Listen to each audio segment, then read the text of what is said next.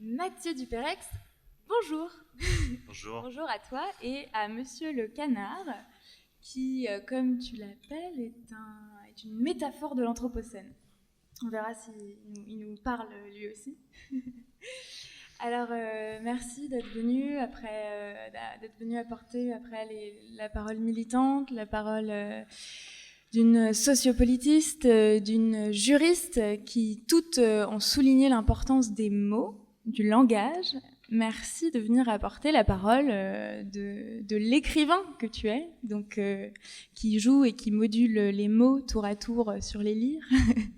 Et écrivain des sédiments, philosophe et narrateur des paysages abîmés. Tu es donc, comme c'est écrit, cofondateur et directeur artistique du collectif Urbain Trop Urbain, auteur de Voyage en sol incertain, enquête dans les deltas du Rhône et du Mississippi aux éditions Wild Project et La Marelle en 2019, et pourquoi pas l'élargir aujourd'hui à une enquête en Loire, n'est-ce pas? Alors, on va partir de l'approche qui est la tienne, de l'approche sédimentaire, pour justement mettre pied à terre et commencer par poser le bon diagnostic, par bien qualifier la situation dans laquelle nous sommes. Toi, l'écrivain des sédiments, donc des deltas du Rhône et du Mississippi, mais cette fois à partir de la Loire et de son bassin versant et de son hydrosystème. Alors, au cours des échanges que nous avons eus, la situation est pour toi ni celle d'un salut écologique, ni d'un effondrement, ni d'une fin du monde, ni non plus d'un recommencement du monde, mais donc d'une situation abîmée, de paysages incertains. Dans ton travail, tu parles de mal commun plutôt que de bien commun pour désigner cette situation, ces territoires patchés, ces paysages férales. Donc tu reviendras, hein, j'espère, sur ces notions-là, pour que les mots ne soient pas obscurs aujourd'hui.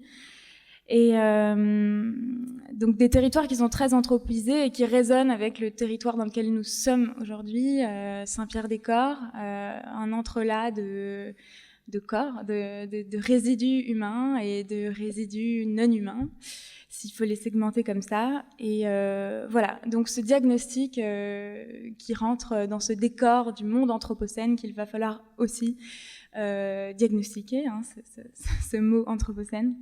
Voilà, nous t'écoutons dans cette première partie d'échange à partir de ton écriture des sédiments pour établir, en fait, l'enjeu est là, une image claire de ce qui est à représenter à travers ce Parlement de Loire. Et donc, si tu peux apporter voilà, une définition de ce mal commun que tu nommes, et puis ces notions de féralité, de technosol, voire même de technonature. On t'écoute. Ok. Bonsoir à tous. Ça fait beaucoup. Merci d'être restés et je salue tous ceux qui sont sur les réseaux à suivre ce direct. Je n'ai pas mené une enquête sur la Loire et donc je suis bien incapable en fait de faire un diagnostic écologique. Et en plus, je suis bien incapable de clarifier puisque je m'intéresse à des matières qui troublent l'eau en général, donc les sédiments. Et là, le compagnon leurre dont je me suis affublé, justement, sa stratégie de recherche de nourriture, ça consiste à chercher dans la vase, à la remuer du bec et donc à troubler l'eau. Et il y a toujours ce travail, je pense, de trouble. Et qu'il ne faut pas nécessairement chercher à dissiper. Bon, il y a bien sûr Donna Haraway qui nous propose d'habiter le trouble. Mais regardant la Loire, on pourrait commencer par l'embouchure et par exemple ce fameux bouchon de vase à Saint-Nazaire, le fait que ce bouchon est considérablement évolué et qu'un ensemble de facteurs climatiques justement aggravent aggrave la taille de ce bouchon de vase, qui est un empêchement à la bonne navigabilité des bateaux qui ont beaucoup de tirants d'eau. Et la réaction immédiate face à cet empêchement, en général, c'est de faire du dragage, c'est-à-dire d'enlever, de prélever les sédiments et de la vase et de la disperser plus loin. Et je ne sais pas si vous aviez entendu parler de la récente controverse avec les pêcheurs qui se sont, encore une fois, qui ont protesté contre ces opérations de dragage, puisque en fait les sédiments comme ça dispersés créent des zones d'anoxie, d'absence d'oxygène dans les voilà, surtout le littoral, et bien sûr un empêchement nouveau qui est celui d'un rapport productif maîtrisé à la mer. Plusieurs raisons expliquent que le bouchon d'ailleurs évolue dans le cours de Loire et remonte, et nous avons un effet de ciseau sur beaucoup de littoraux comme celui-ci, entre l'effet du réchauffement climatique et de la montée du niveau des eaux, les réchauffements du cours d'eau lui-même qui monte en degrés et qui affecte en fait tout un ensemble de paramètres qui sont liés aux espèces endémiques et aux espèces dites invasives, en tout cas des espèces tropicales qui viennent pointer leur nez à la faveur du réchauffement, et des espèces migratoires qui, parce que les poissons sont ectothermes, c'est-à-dire qu'ils répondent à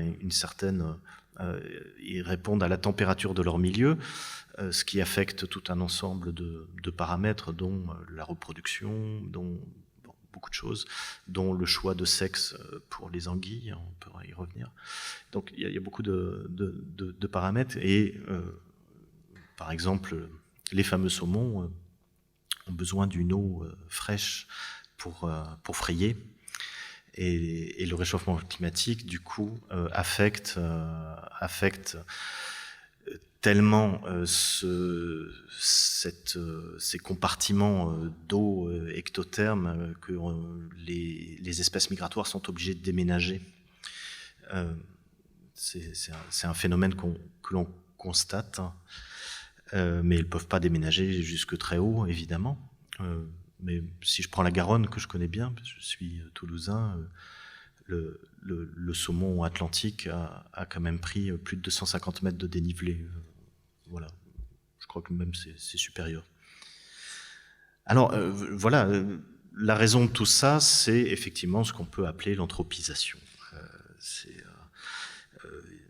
En remontant la Loire, vous allez trouver, effectivement, on en a parlé, des efforts de chenalisation, des barrages, des empêchements à nouveau aux circulations sédimentaires, une perturbation des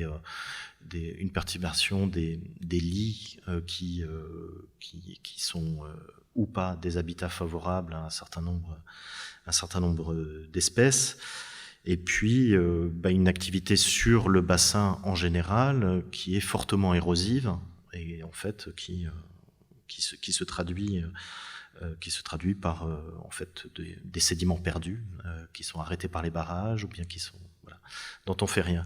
C'est ce qui nous amène à quelque chose du point de vue écologique, le mal commun, ou plutôt en fait des valeurs négatives. Comment on fait pour reconnaître des valeurs négatives comme les sédiments, c'est-à-dire des existences dont on a considéré qu'elles étaient rien.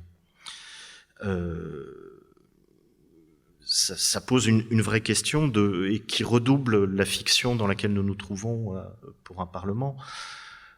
Je sais bien que la dimension n'est pas contractualiste dans ce qui est recherché du point de vue juridique au travers d'un Parlement de Loire, mais tout de même, il y a la question qu'on appelle celle du tiers au contrat, ou des parties prenantes.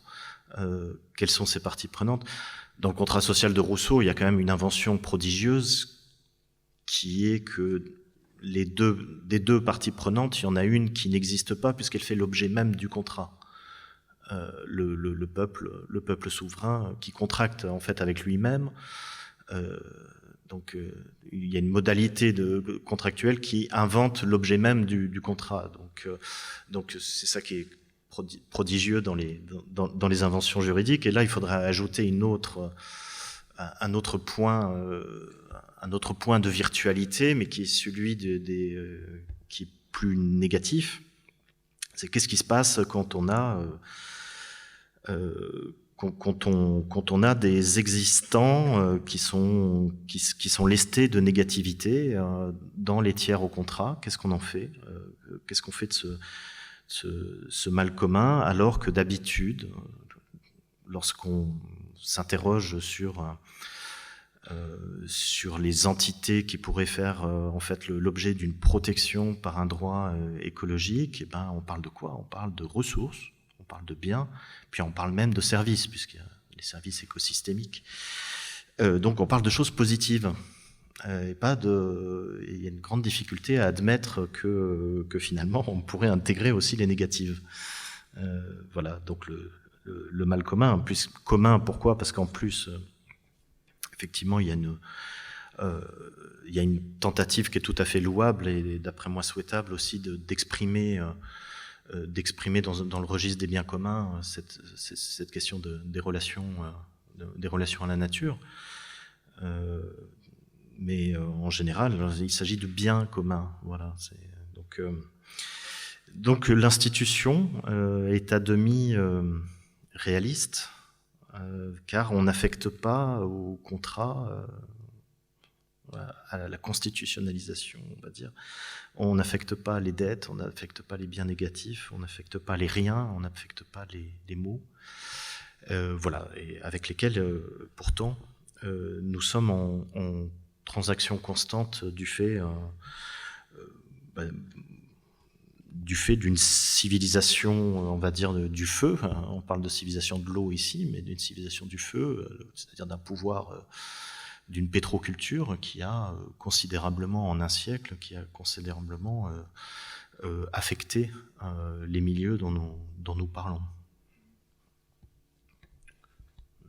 Mais donc ça voudrait dire qu'il faudrait inviter ces mots communs, on en reparlera peut-être après, mais au sein de notre Parlement, inviter les barrages, inviter peut-être même le dragage, inviter tous ces mots communs à la table des négociations. Nous héritons en même temps nous héritons de milieux qui ont été hybridés, nous héritons d'une technosphère en même temps que nous héritons d'un ensemble de paramètres physico-chimiques qui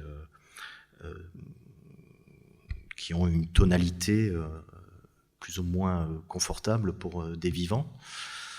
Et c'est assez amusant d'ailleurs, parce que cette technosphère, elle nous soutient en même temps que nous devons constamment l'entretenir. Un des points aveugles aussi ou invisibilisés, c'est la maintenance. Une autre institution, c'est la maintenance. C'est comment on maintient en fait des infrastructures dans lesquelles une certaine dépendance au chemin du point de vue de l'ingénierie, du point de vue des techniques, de l'héritage technique, nous force à demeurer. On est à demeure dans un certain... Alors bien sûr, ça ne veut pas dire qu'on ne peut pas désinstaller un certain nombre de choses dans cette technosphère. Et là aussi, c'est sans doute souhaitable.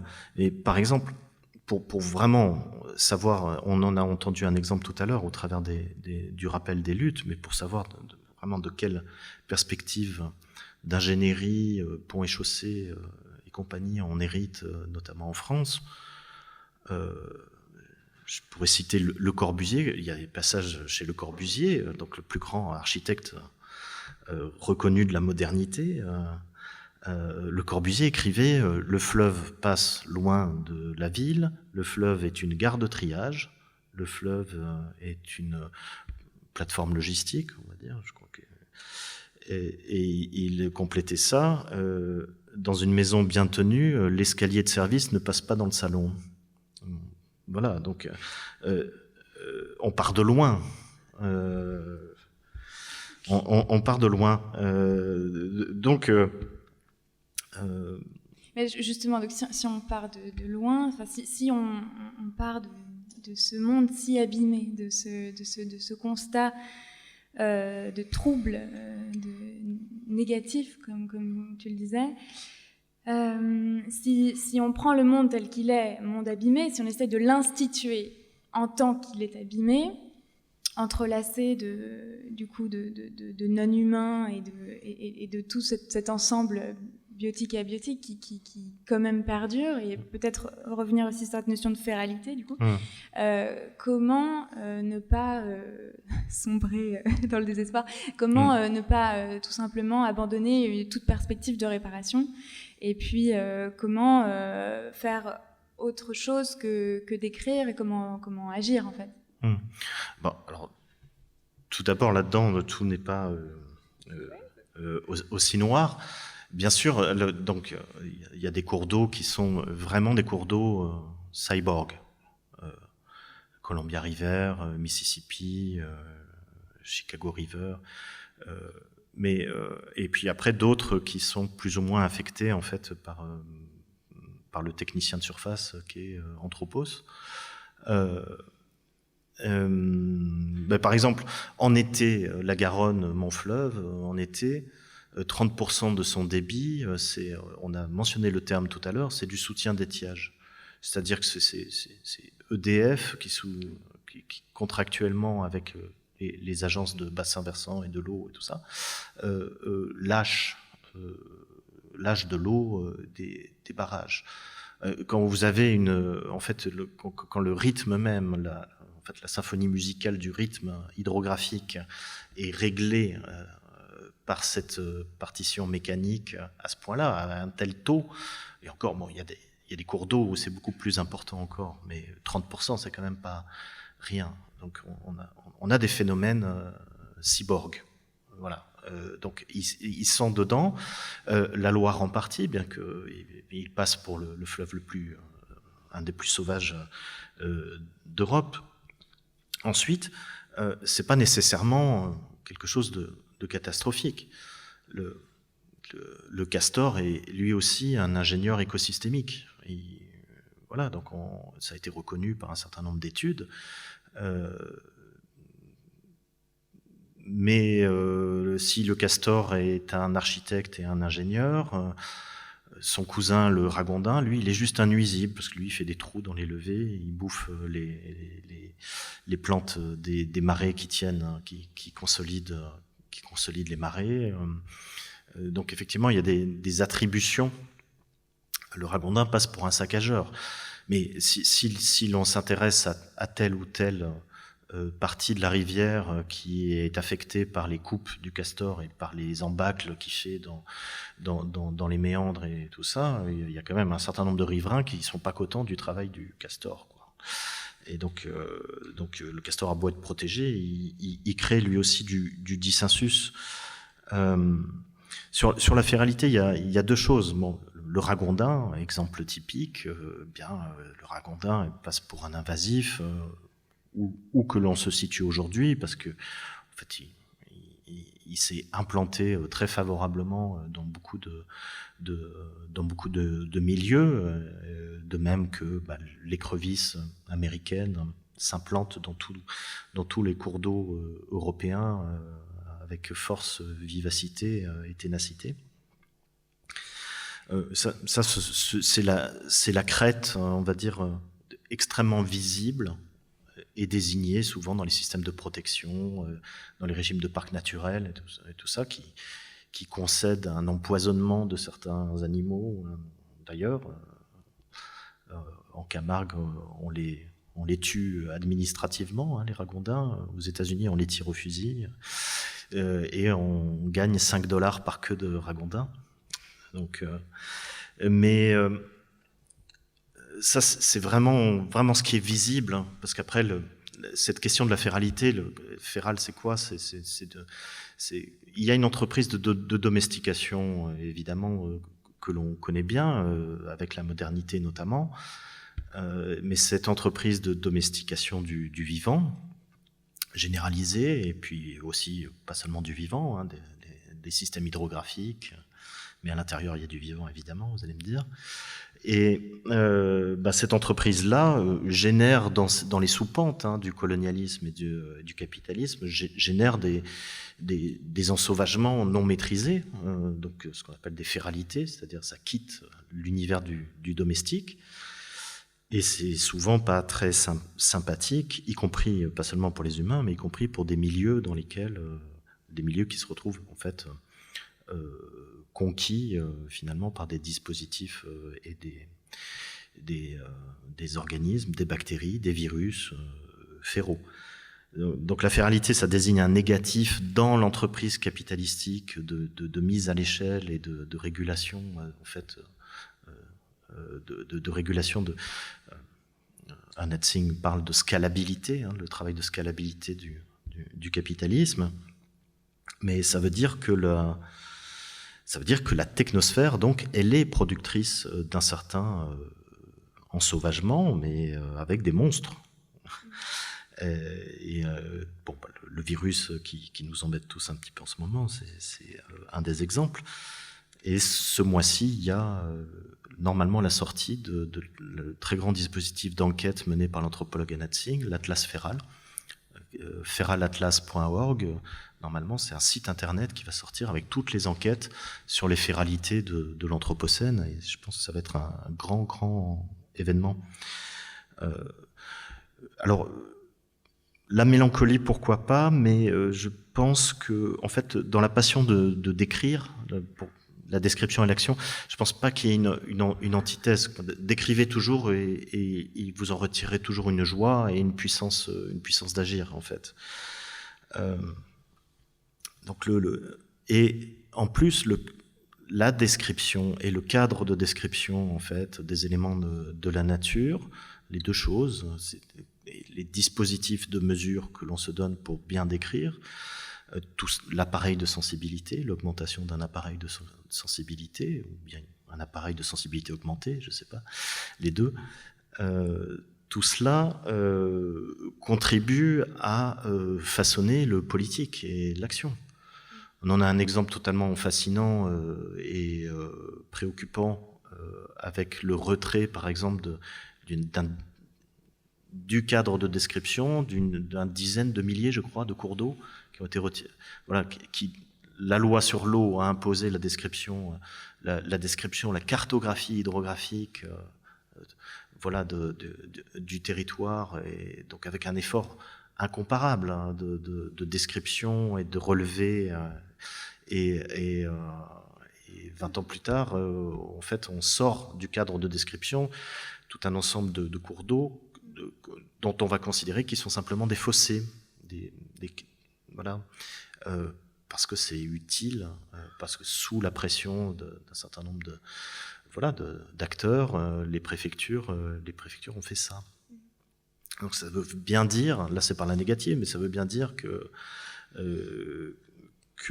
la description a une incidence extrêmement concrète sur le monde. Et ensuite, pour rompre aussi la mélancolie, en fait, grâce aux intensités de description, et puis tout simplement à l'émerveillement, voilà, même pour des choses un petit peu abîmées, un certain nombre, on parlait de motifs tout à l'heure, j'ai beaucoup aimé ce terme, il y a des patterns, effectivement, qui se politisent dans un sens ou dans un autre, selon les sociétés données, selon les cultures données. Et parmi ces patterns, il y a des sentinelles. Les sentinelles, elles sont là pour servir de bannière, d'alerte, de bannière aux dégâts, voilà, pour alerter sur les dégâts environnementaux. Donc la description nous permet d'élire les sentinelles avec lesquelles on va pouvoir combattre. Il y a un exemple remarquable du côté de Marseille mais il y a de plus en plus de mobilisation sur la mesure citoyenne. Je pense que c'est extrêmement important. Il y en a une qui a lieu dans dans le bassin de Berre et de Fos-sur-Mer, que je décris dans mon livre, autour d'un lichen. La reconnaissance lichénique permet de donner une évaluation empirique, mais tout à fait en fait mesurable, quantifiable de la dégradation de la qualité de l'air dans ce secteur très industrialisé. Mais il y a comme ça beaucoup en fait de sentinelles. Après, le spécialiste de cette question des sentinelles, c'est bien sûr Frédéric Keck, l'anthropologue, qu'on a beaucoup entendu sur la question des virus, parce qu'il est spécialiste justement des coronavirus et des grippes aviaires. Oui. Donc, dans cette perspective de nommer, c'est faire exister, la description vaut pour action. Quelle est, et ça nous ramène un petit peu plus dans ce temps présent du Parlement de Loire et de notre initiative actuelle. Description vaut pour action. Fiction vaut pour réel. On voudrait, nous, les membres de la commission, vous entendre aussi sur votre point de vue sur cette entreprise qui est le Parlement de Loire et comment cette porosité entre savoir, fiction artistique, fiction politique, réel, fiction, description, action, tous ces entre-là résonnent avec vos propres travaux et domaines de recherche. Moi, je crois que mes travaux ne sont pas très intéressants en la matière, mais par contre, moi, je suis toujours fasciné par la puissance de fiction du droit lui-même, et Valérie Cabanès l'a magnifiquement exprimé tout à l'heure. Il y a Thoreau, donc cet écrivain qui a écrit Walden notamment, qui a écrit « Si vous avez bâti des châteaux dans le ciel, dans l'air, votre travail ne sera pas perdu, laissez-les dans les airs, mais maintenant construisez les fondations dessous. » Bon,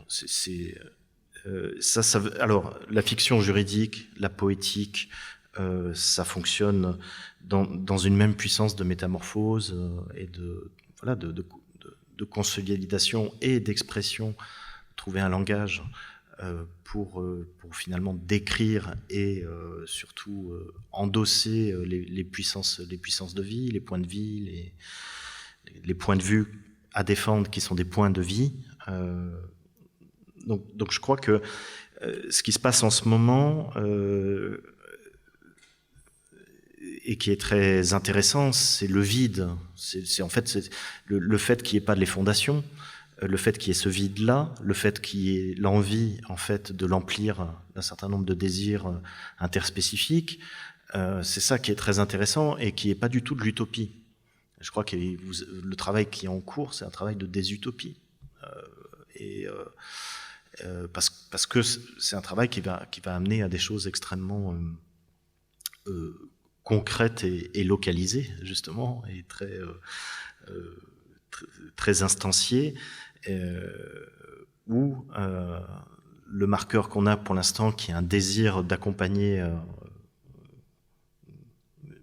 l'expérience de la vitalité, l'expérience des milieux, ça va se transformer politiquement, et ça c'est pas c'est pas de l'utopie, parce que notamment ce qu'il s'agit de faire, je pense, dans ce que vous entreprenez, c'est de conserver le pluralisme, la pluralité, les singularités, quoi. Un ensemble, une multitude de singularités, et les accueillir. Les accueillir comme pouvoir constituant. Alors voilà, comme pouvoir. On se demande toujours comment terminer la révolution. Il y a toute les constitutionnalistes, d'ailleurs, on fait une grande histoire des différences entre les révolutions anglaises, françaises, américaines, russes, avec toujours cette question. Finalement, il y a eu un pouvoir constituant, donc c'est-à-dire une dynamique révolutionnaire, c'est celle dans laquelle on est là. Et après, il y a une constitution qui arrête le pouvoir, c'est-à-dire qu'il transforme en un ensemble de règles et de normes. Et la grande question, c'est comment entretenir la flamme du pouvoir constituant. C'est elle qui nous réunit. Et c'est elle qui permet d'exprimer le pluriel et les singularités dont on a parlé tout à l'heure, la question des singularités. Sans gommer tout ça par une simple mécanique de médiation. Parce que, bon, les mécaniques de médiation, en fait, elles sont plurielles, et des institutions en fait qui s'occupent de la loi, il y en a énormément. Et le cas du saumon qui était mentionné tout à l'heure est un cas totalement exemplaire, où vous avez un nombre d'institutions qui s'emboîtent pour essayer finalement de préserver la souche Loire-Allier, et pour en faire, bon voilà, et à perte de fonds considérables sur le pari qui est fait sur le saumon, sur la restauration du saumon, la restauration de cet animal. C'est des puits sans fond du point de vue financier. Quand vous vous intéressez au bilan des associations comme l'Ogramie qui s'occupent des poissons migrateurs, waouh, c'est pour quel résultat? C'est assez, je pense, c'est assez fascinant en fait, que vous n'êtes pas les seuls. En fait, il y a beaucoup d'institutions qui finalement voient ce vide et ont un certain désir. Après, comment on les rafistole et comment...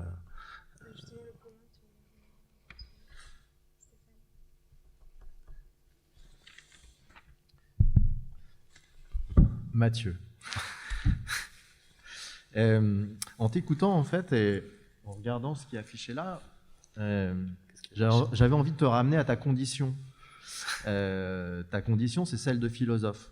Parce que finalement, la commission qui siège et qui mène les auditions, certes, essaye de réfléchir à ces questions, mais elle cherche aussi à se doter d'outils qui vont permettre d'avancer sur ces sujets. Et je reste volontairement flou sur avancer, parce que ce sera plutôt ma deuxième question.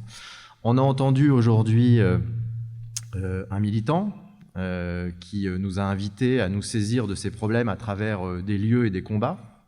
On a entendu une juriste qui nous a invités à nous saisir de ce problème à travers un processus d'élaboration de loi. On a entendu une politiste qui nous a proposé de nous saisir des motifs. On a un philosophe qui est le dernier à parler. L'arme des philosophes, c'est, comme le dit Deleuze, c'est la production de concepts. J'aimerais... alors, je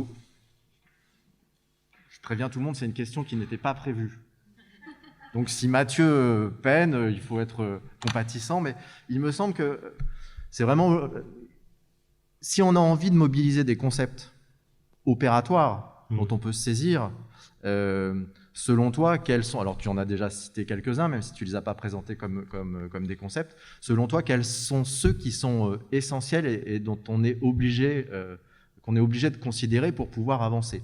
Alors, c'est une question super vache, parce que quand on a parlé de motifs tout à l'heure, on n'a pas dit, mais à quel motif? Quels motifs devrons-nous garder? Alors que c'est une question centrale pour la commission.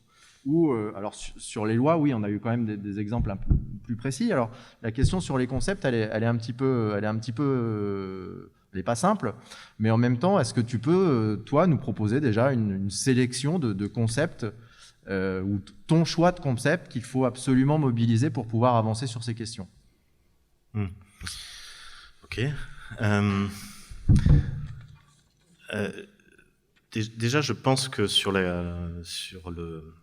l'entreprise descriptive qui embrayerait en fait sur du politique, je pense qu'il faut toujours être pragmatique du point de vue en fait de savoir d'où on parle et surtout finalement comment les concepts opératoires surviennent. Ils surviennent pas justement par simple apposition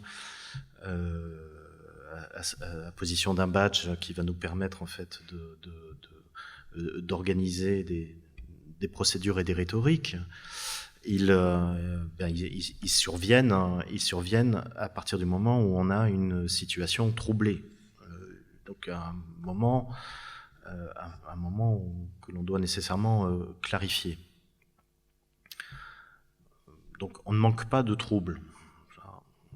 Je pense qu'il y en a quand même pas mal. Donc c'est pas ce qui nous fait défaut. Mais je crois par contre que comme on a affaire à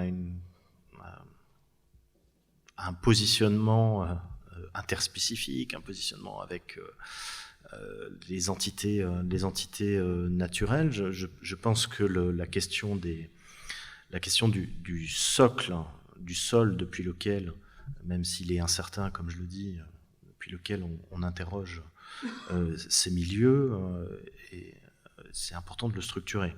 Moi, je vois une structuration ternaire qui me semble importante et qui est quand même un petit peu en phase avec tout ce qui se dit actuellement sur les bassins versants, sur les biorégions.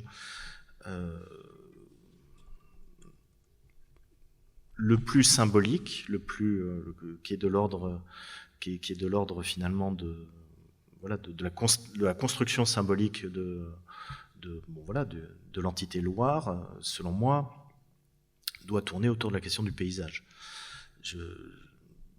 Et il y a ce que j'appelle les paysages sentinelles, c'est-à-dire que ce sont des paysages qui ont en leur sein un certain nombre de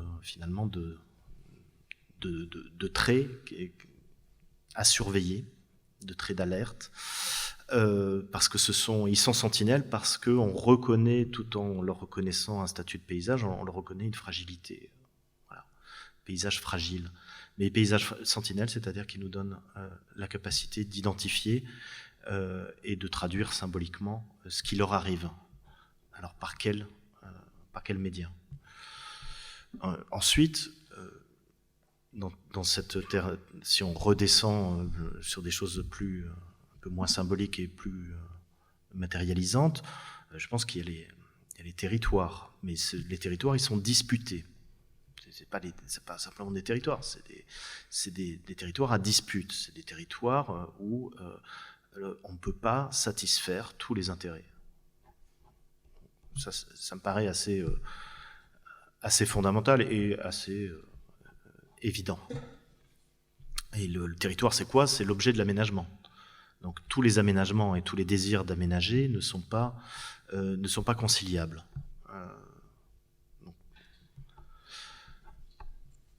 Et c'est quoi le troisième alors?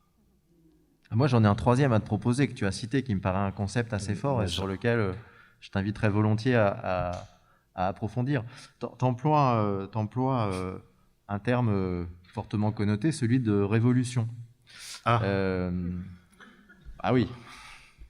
Et la question que je me pose, c'est, puisque en plus on est dans un processus instituant politique, la question que je me pose, c'est si tu nous invites à faire la révolution, de quelle révolution s'agit-il? Et là, il me semble que le lien entre révolution d'un côté politique et anthropocène que tu as amené tout à l'heure est sans doute intéressant à fouiller. Ce serait quoi la révolution anthropocène?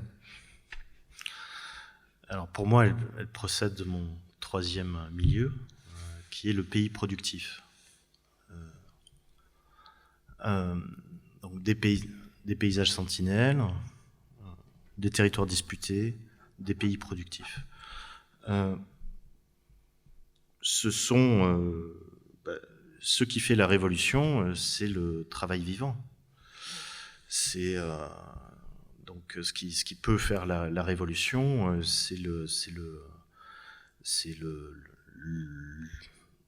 désir d'une multitude qui a en tout cas pour logique commune, un travail vivant, c'est-à-dire un travail qui ne soit pas accaparé par la rationalité moderne et par le capitalisme comme finalement accaparé et privé Donc, une des possibilités constituantes, c'est là aussi, c'est d'identifier cette capacité d'une multitude de singularités au sein de territoires disputés à porter quelque chose pour leur pays productif. Donc, on retrouve la biorégion, évidemment, on retrouve la question du local, la question du système productif local, on retrouve tout un ensemble de choses. Et évidemment, il n'y a pas que des humains dans le pays productif. Voilà. Le pays productif repose sur des enchevêtrements interspécifiques qui vont donner une capacité de plus de vie, de surproduit, de surtravail et de surproduit à allouer. Et ben là, à allouer à qui? Et au lieu de l'allouer en faisant que les pays occidentaux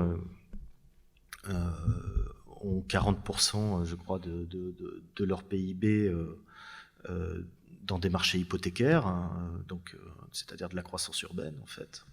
Ça, c'est très bien expliqué par les géographes marxistes. Le surproduit va sur de l'opération immobilière. Ben là, il faudrait que le surproduit il aille au milieu. Voilà. Donc oui, je prends au sérieux peut-être un certain éco-marxisme qui consisterait à dire que les entités naturelles, elles travaillent, elles font partie de ce travail vivant, elles font partie en fait elles peuvent intégrer un désir coopératif. Et aussi, ça signifie que la négativité, je parlais de désinstallation tout à l'heure, mais en fait, la négativité de la technosphère héritée d'une certaine rationalité moderne n'est pas non plus irréversible, puisque c'est à partir du pays productif en fait qu'on peut retourner les choses. Il y a un cas formidable que vous avez peut-être lu, Monsieur Hatakeyama, ostréiculteur japonais, qui a bien vu que ces parcs à huîtres dépérissaient un petit peu et que la baie dans laquelle en fait il produisait ces huîtres finalement ne comportait pas suffisamment de nutriments, et notamment le fameux fer fulvique qui permet par la décomposition des feuilles de feuillus, qui permet de dégager des ions de fer qui sont utiles pour les coquillages, et puis pour tout le reste, puisqu'après les coquillages, ils filtrent l'eau, il y a tout un ensemble. Et M. Hatakeyama, qu'est-ce qu'il a fait? Il est allé voir le bassin versant. Qu'est-ce qu'il a vu? Il a vu que les feuillus avaient été remplacés par des conifères, qu'une forêt de production s'était installée. Comme ces forêts de production avec coupe blanche avaient entraîné de telles érosions que du coup on avait mis des barrages et pour empêcher des inondations, des coulées de boue, des choses comme ça. C'est-à-dire qu'on avait artificialisé le petit réseau hydrographique qui s'engage dans la vallée puis dans la baie. Et donc, qu'est-ce qu'il a fait? Il a, avec beaucoup de courage, hein, il a mis en cause un projet de barrage en amont, en montant une association, comme on a eu l'exemple tout à l'heure, quoi. Et tout en étant ostréiculteur, il a fondé un mouvement intitulé la forêt amante de la mer. C'est un très beau titre, c'est le titre du livre que je vous invite à lire. Et la forêt amante de la mer est une vaste entreprise de repeuplement des montagnes, et les pêcheurs japonais disent, si tu veux capturer le poisson, capture la montagne. Voilà. Donc, il a saisi cela, et vous voyez là comment le pays productif opère un retournement qui pour le coup est une prise de judo, c'est bien, on est au Japon, ça tombe bien, mais une prise de judo remarquable, quoi. Me permets-tu de rebondir sur un des termes que tu as employé et qui nous a préoccupés à la lecture de ton essai. T'as employé, en filant la même métaphore d'ailleurs politique, t'as employé le terme de travailleur. Ouais. Les fleuves tu dis, les fleuves sont des travailleurs. La question qu'on se pose, c'est, puisqu'ils sont des travailleurs, est-ce que finalement, le fait d'élaborer des droits, des lois, c'est en tant que travailleurs qu'on doit les protéger, c'est en tant que travailleurs qu'on devrait les rétribuer? Concrètement, comment on se débrouille avec ça? Bon. Le fleuve travailleur dont parle Élisée Reclus, c'est notamment à propos du Pô, c'est la question en fait le fait que certains fleuves sont des charrois limoniques très très puissants, comme il y a la Missouri River par exemple aux États-Unis, il y a le Pô, il y avait le Rhône, c'est-à-dire des fleuves qui bénéficient d'une très forte des forces érosives et qui les transmettent et qui les convoient et qui sont des convoyeurs. Donc c'était ça la métaphore, et c'est amusant parce que c'est pas une métaphore qui était adossée comme chez ce bon vieux Heidegger à la centrale hydroélectrique sur le Rhin, hein, n'est-ce pas? Donc on est phénoménologue, mais voilà. Là, le travail, il est du côté effectivement de la centrale hydroélectrique, mais c'est assez signifiant, je trouve. Je ne sais pas si des questions de rétribution se posent. En tout cas, il y a des questions qui sont celles de la redistribution. Une étude vient d'être publiée selon laquelle les forêts constituent pour les populations les plus pauvres constituent donc un support et une capacité de mieux vivre si on alloue à ces populations les plus pauvres une capacité de gestion de sylviculture et de gestion forestière. Et les exemples, évidemment, sont légion de nouages comme ça entre des populations et des écosystèmes. Et ce sont des nouages productifs. Il s'agit d'améliorer le niveau de vie.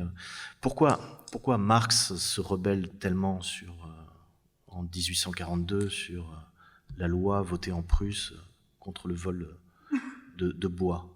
C'est une loi qui est votée donc par l'Assemblée prussienne, qui va pénaliser, qui va affecter d'une amende des gens qui se retrouvent dans une forêt qui ne leur appartient pas, un domaine forestier qui ne leur appartient pas, qui se retrouvent en possession de bois morts.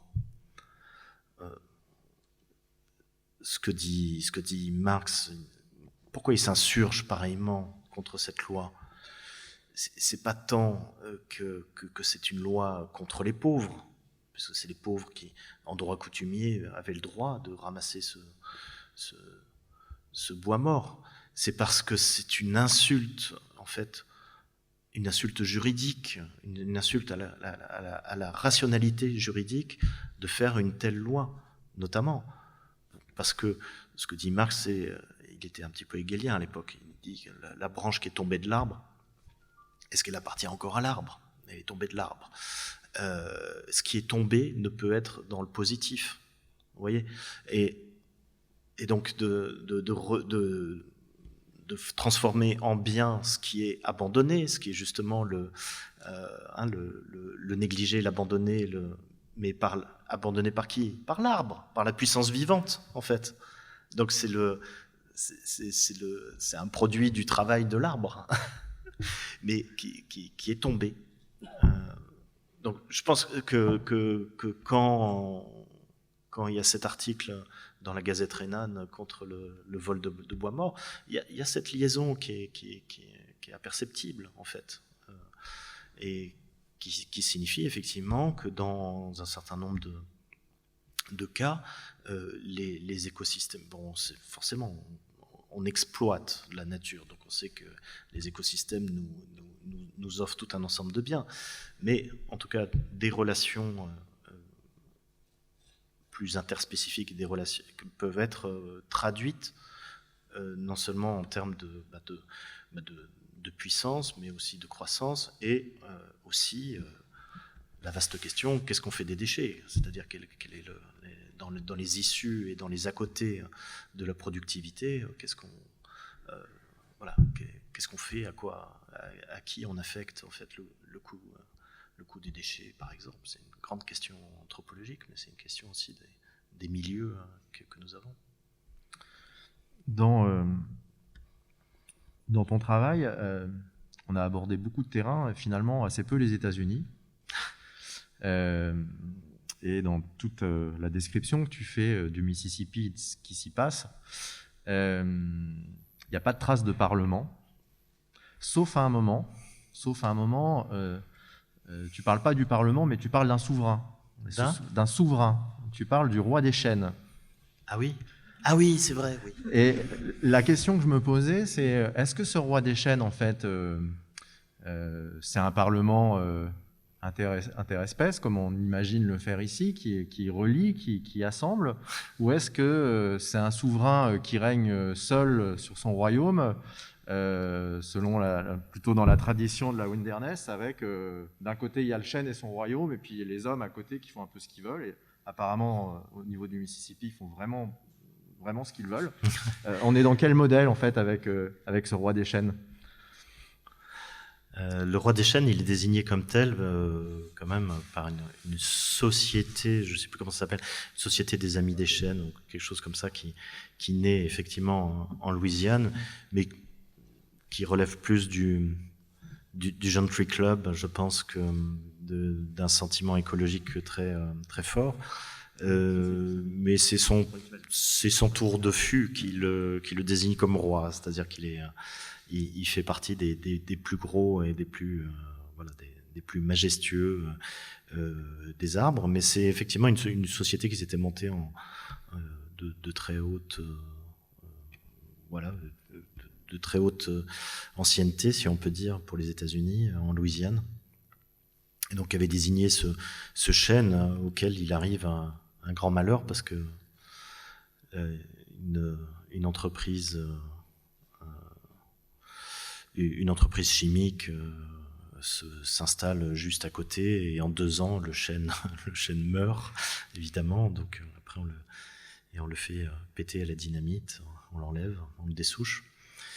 Et donc effectivement ça désigne quelque chose d'autre là, en l'occurrence. C'est comment les industries du carbone ont formé une nécropolitique que l'on peut constater actuellement, notamment avec la propagation du virus chez les populations noires, qui sont déjà très affectées de toute une série de cancers environnementaux du fait des émanations chimiques. Donc ce président de la Société des chênes, c'était pas un roi, c'était un président, donc voilà, a été vite remplacé, mais c'était une simple question de mensuration et à l'intérieur d'un club. Donc c'est pas, je pense, signifiant. Après, la souveraineté, il y a quelque chose qui m'intéresse dans le concept de souveraineté, on le trouve chez Georges Bataille. Quand Bataille, dans La part maudite, déjà nous offre une distinction extrêmement intéressante entre économie restreinte et économie générale, puisque c'est une des raisons qui font dire peut-être que le travail vivant doit être étendu aux entités naturelles, parce qu'on aurait plus de chances déjà de faire un énoncé qui soit un énoncé d'économie générale. Or, nous vivons selon des règles qui sont celles de l'économie restreinte, qui repousse dans la négativité finalement tout ce qu'on appelle des externalités, hein, de façon très, très poétique. Et chez Bataille, c'est intéressant cette notion de souveraineté, parce que c'est la souveraineté de la précarité qui est désignée par un Bataille. C'est vraiment c'est la souveraineté du malheur, la souveraineté de celui qui n'a plus rien. Il le dit à un moment assez précis où il est question quand même d'Hiroshima et des survivants d'Hiroshima. Et c'est dans les récits des survivants d'Hiroshima, il désigne quelque chose qui s'appelle la souveraineté. Et je trouve qu'on a beaucoup de choses assez comparables dans les anthropologies qui sont en cours sur tout un ensemble de populations qui vivent dans les ruines, comme dit Annette Singh. C'est vraiment la souveraineté du malheur. Et dans cette souveraineté du malheur, je ne sais pas que je sois un amateur du réalisme italien, mais au contraire. Mais dans cette souveraineté du malheur, il y a quand même des vertus politiques. Donc il ne s'agit pas évidemment de valoriser la pauvreté, mais on repère et on arrive à décrire aujourd'hui des vertus politiques qui ne sont pas éloignées, aux curiosités, de ce qui nous concerne du point de vue des écosystèmes altérés. Voilà, donc il y a des liens assez forts entre les deux. Et il y a des liens assez forts entre ce qui se passe pour certaines populations en Louisiane et les écosystèmes, des écosystèmes qui sont les leurs ou qui sont des issues possibles à leur pauvreté. On arrive au bout de l'audition. Ah oui. Et dans un entretien à Diacritique, tu mentionnais un rituel pour une constitution politique des sols. Notre Parlement s'intéresse au concept, aux motifs, aux lieux. Mais comme toute scène politique, il devra aussi inventer ses rituels. Est-ce que tu voudrais conclure sur une sorte de performance en nous proposant un rituel possible à utiliser ou pour nous inspirer? Je ne sais pas s'il est rééditable comme ça. Il se trouve que ce soir, c'est assez particulier. Pour moi, je me suis un petit peu demandé si je venais ou pas, car je pense très fort à une personne qui est dans un service de réanimation à Toulouse, qui est plongée dans le coma et qui ne reviendra pas. Et par contre, je sais qu'elle me pardonne de ne pas être avec elle. Et elle, c'est une magicienne du cos, une femme médecine qui jette des petites bourses de tabac qui contiennent des prières, qui les jette dans le feu et qui joue de la flûte amérindienne en regardant les étoiles. Et là, je sais qu'elle regarde la Voie lactée. Et c'est cette question de la Voie lactée a inspiré, en relation avec le fleuve, a inspiré Julio Cortázar un de ses plus beaux textes, qui est un poème et qui est en même temps un texte scientifique, intitulé La prose de l'Observatoire, où il met en connexion la Voie lactée, plutôt un observatoire astronomique de l'Inde médiévale, pour observer les étoiles, et la migration des anguilles, et les deux phénomènes cosmiques communiquent dans une même prose du monde. Et c'est un texte qui me touche beaucoup. Et je vais vous en lire un passage. J'ai sélectionné un passage de Julio Cortázar, prose de l'Observatoire 1988.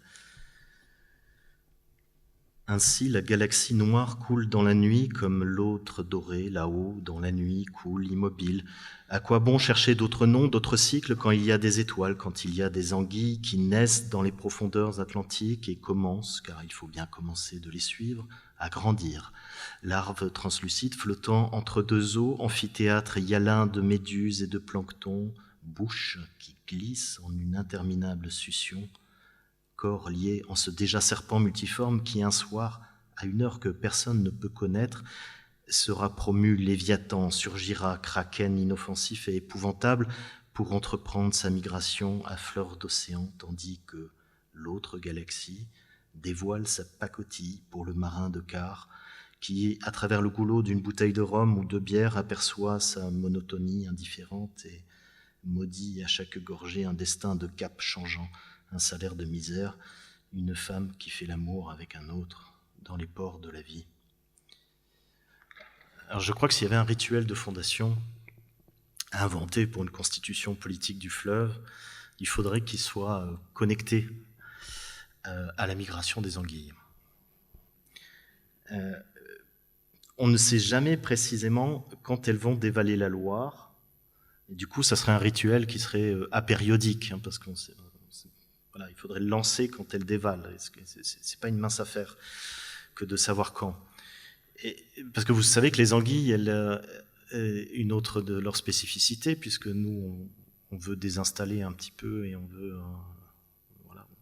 veut finalement aller à rebours. Les anguilles, elles vont à rebours, elles tournent, leur cycle de migration est inverse à celui des autres poissons migrateurs. Leur cycle de reproduction va à rebours, et on ne sait jamais quand remonteront les civelles non plus. On ne sait pas exactement quand, ni d'où elles viennent, ni comment elles reconnaissent le chemin de la rivière, ni pourquoi certaines s'arrêtent dans l'estuaire et deviendront principalement des mâles, alors que d'autres vont remonter tout en haut de la rivière et de la Loire sauvage et deviendront principalement des femelles.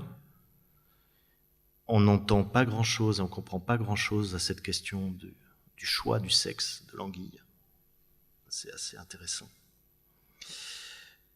Donc c'est très queer, c'est très chouette. Et aussi, vous savez, il y a un petit os, les otolithes, l'otolithe qui est dans la tête du poisson, et les otolithes, il y a une cerne par jour en fait, mais c'est micro, hein, c'est du micron. Mais il y a un laboratoire à Pau qui est spécialisé là-dedans, dans l'analyse physico-chimique des otolithes. Alors celle des anguilles, quand les larves, quand les civelles arrivent, il y a au moins 360 cernes, c'est-à-dire qu'elles ont déjà passé 1 an, sans doute, au moins 1 an en mer. Mais il y en a qui ont passé 3 ans, avant d'arriver en Loire. Et tandis qu'en amont, on capture des anguilles qui peuvent dépasser la 20aine d'années. Et il y a une variété en Nouvelle-Zélande qui s'est avérée centenaire. Donc sur l'âge des anguilles aussi, quand est-ce qu'elles se décident à dévaler, à quel âge en fait, c'est très très très variable. Et puis on ne le sait pas, et puis on ne sait pas où elles vont se reproduire, parce que figurez-vous que, je ne sais pas si vous avez vu, mais c'est un mystère à rebondissement, quoi. Ça faisait, depuis les années 50, on parle de la mer des Sargasses. Et il s'avère que c'est peut-être pas la pouponnière des anguilles, que c'est pas les Bermudes, mais peut-être qu'il faut remonter sur les Açores. Donc il y a une étude récente, assez convaincante, qui dit que peut-être que c'est pas les Sargasses. Et l'une des preuves qui est mobilisée, c'est la présence de manganèse qui ne se trouve pas dans les Sargasses, mais qui se trouve du côté des Açores, justement sur ces premières otolithes. Il y a une trace de manganèse qui peut-être expliquerait que la naissance serait ailleurs que là où on le pensait.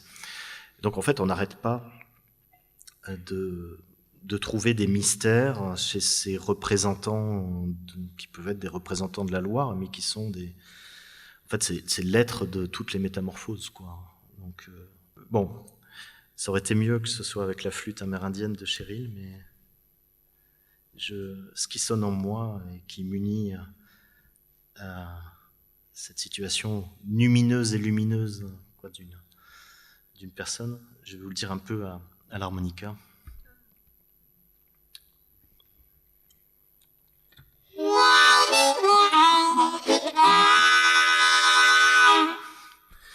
Parce que les anguilles sont comme un fleuve qui prendrait sa naissance dans la mer, avec elle reflue jusqu'à son point d'origine, la géologie qui donnera à la Constitution son archive.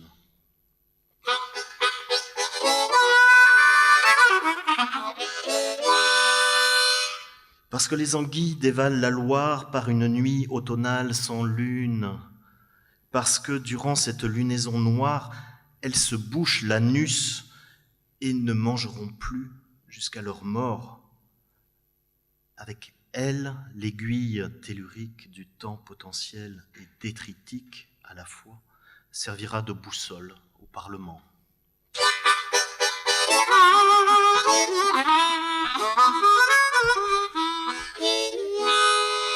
Parce que les anguilles naissent en profondeur salée et grandissent en eau douce, parce qu'à travers leurs 114 vertèbres, pour Anguilla Anguilla, elles articulent dialectiquement les contraires. Elles seront les représentantes rationnelles de l'eau douce et de l'eau salée, des sensouirs et des lagunes, des marais et des torrents, des lacs et des petites mers.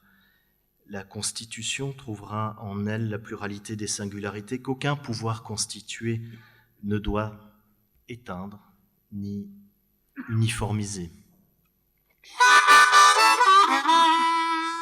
Alors nous devons célébrer le désir des anguilles comme étant notre force politique, le travail vivant qui avance en multitude, qui avance les jaillissements renouvelés de la Révolution. Elles sont les résidentes, elles sont les revenantes, elles sont les sentinelles, elles sont les voyantes de la Loire sauvage, et elles accompagnent les boucles de féralité, et elles écrivent dans la vase de Saint-Nazaire les noms des morts, les noms des luttes, les noms qu'il ne faudrait plus taire, mais apprendre à nommer, les noms qui devraient paraffer tous ces tiers, qui devraient paraffer la Constitution. Te Awa Tupua, c'est l'acte de naissance en maori de la reconnaissance juridique de la rivière Wanganui. Te Awa Tupua, je suis la rivière et la rivière est moi. Ou bien encore, Te Awa Tupua, je suis nommé, moi la rivière, à travers toi, et tu es nommé à travers moi.